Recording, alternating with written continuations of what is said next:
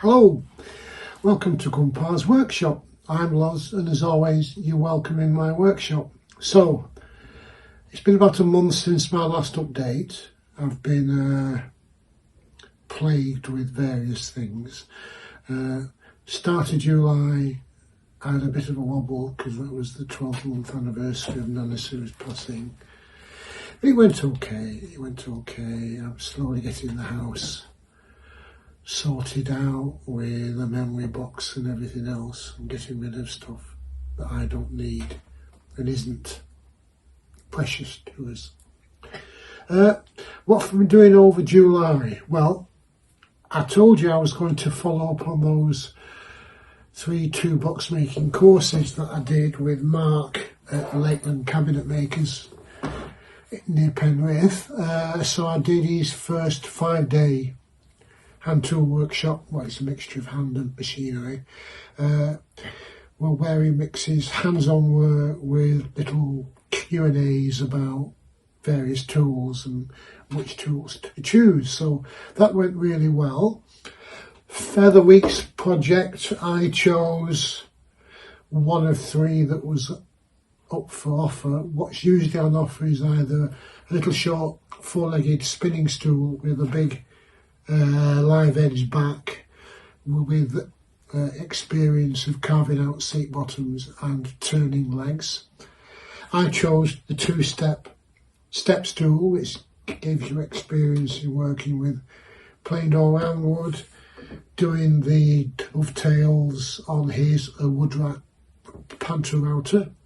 Not one I'll be using myself, but again, experience of making machine-made dovetails, and on the front mounting and the back rail, hand-cut dovetails, which this time round I am very pleased with. So over the 5 days, we managed to get all the wood marked out and cut to size using a combination of the miter saw and a bandsaw. Cutting the hand dovetails with dovetail hand saws and coping saws. Lots of experience with sanders to join the 2 boards for the front and back steps, that they were held in line using biscuit joints, and we played around with Mark's Trend battery powered biscuit maker jointer, which was good. And then for the finishing off of the whole thing, lots of work with scraping the glue off a scraper plane to take all the excess off around the dovetail joints. We also used a little block plane, as I say, dovetail and coping saws, sanding blocks, random orbital and orbital sanders, and when to use them, which was handy.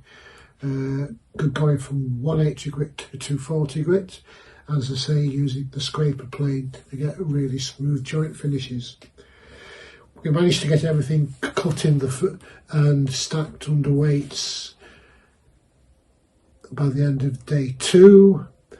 Everything was finished off and assembled by day 3. Day 4 was a lot more sanding and finishing with a proprietary 1-coat hard wax oil, which cures in 20 minutes and doesn't have to be done in a dust-free environment, which is a boon for cabinet making. Very pleased. There were 3 other people on the course. 3 of us did the step stool, 1 lady did the spinning stool. And then, because we were more or less finished by about lunchtime on the Friday, I was allowed to do a bit of spindle moulding on the lathe to get some practice in for finally using my little mini lathe. So that'll be coming up. Very pleased with this course. Very reasonable rate. So if you want to go to Mark Fowley at Lakeland Cabinet Makers, he does assigned us to 1 or 2 box making courses. He does 1 5-day workshop a month, which basically pays his rent and then allows him to do high-end commissions, which are always on show in the main reception. Very exciting to see that. I'm pleased with what I've picked up on this. I'm looking forward in September to going on to do his second 5-day workshop, which takes you a little more deeper into getting better at measuring and marking out. I'll be doing a little 3-drawer tabletop chest of drawers to give me experience in finer cabinet making, drawer making and concealed dovetails. Watch this space. This is my 3rd attempt at doing this video in the week and a half since I got back.